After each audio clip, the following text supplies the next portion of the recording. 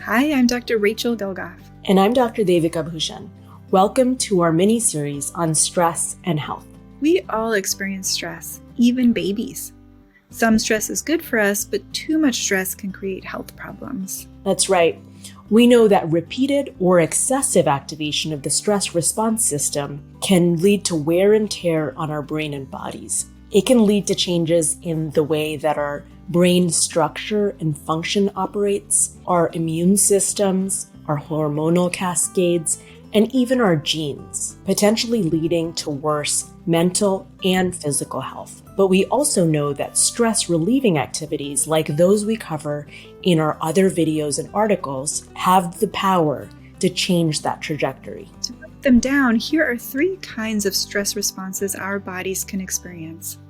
These are, of course, simplifications and are not complete, but they are super helpful for helping us understand our own normal reactions to stressful events. The freeze response happens when we can't escape a situation and we play dead in hopes that the threat will go away. This might manifest as dissociating from a situation where you might experience what's happening as though you're floating above it or feel completely separate from what's happening. So in the fight or flight response, our heart rate and blood pressure goes up, we breathe faster, our palms get sweaty, and we send more energy to our brains and muscles and away from our gut to be able to fight or flee.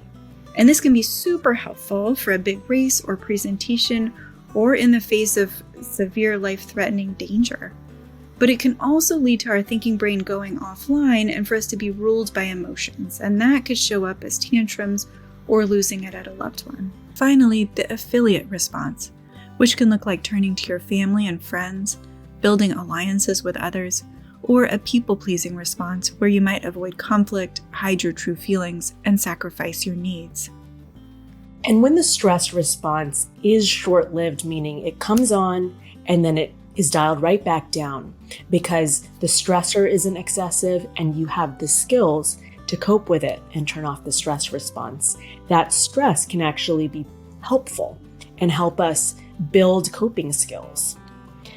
So for example, if you take a math test and your stress response comes online to help you do well on that test and then it goes back down, that's called positive stress. When something scarier happens, like let's say you're witnessing a burglary taking place, but you have the right coping skills and capacity to actually process what happens and then return to a place where you feel safe again, that's called tolerable stress. So something scary happens, but then you can cope with it and you come back to baseline. But when we've repeated or excessive stress activation and we don't have sufficient protective factors to help us turn it off, we call that toxic stress. If a child's stress response becomes activated over and over again, then the child is essentially practicing survival mode and their brains and bodies can essentially get stuck there. And here are some clues that your child may be experiencing toxic stress. And that includes physical health problems like worsening asthma symptoms, allergies, eczema, frequent infections, aches and pains like headaches and stomach aches, school performance issues, or behavior and mental health issues. The good news, though, is that we can actually treat toxic stress using the behavioral strategies listed on this card. These can help prevent the health impacts associated with toxic stress. And they're simple things like focusing on healthy relationships and mindfulness practices. We cover these in more detail in other videos and articles. Thank you so much for joining us here.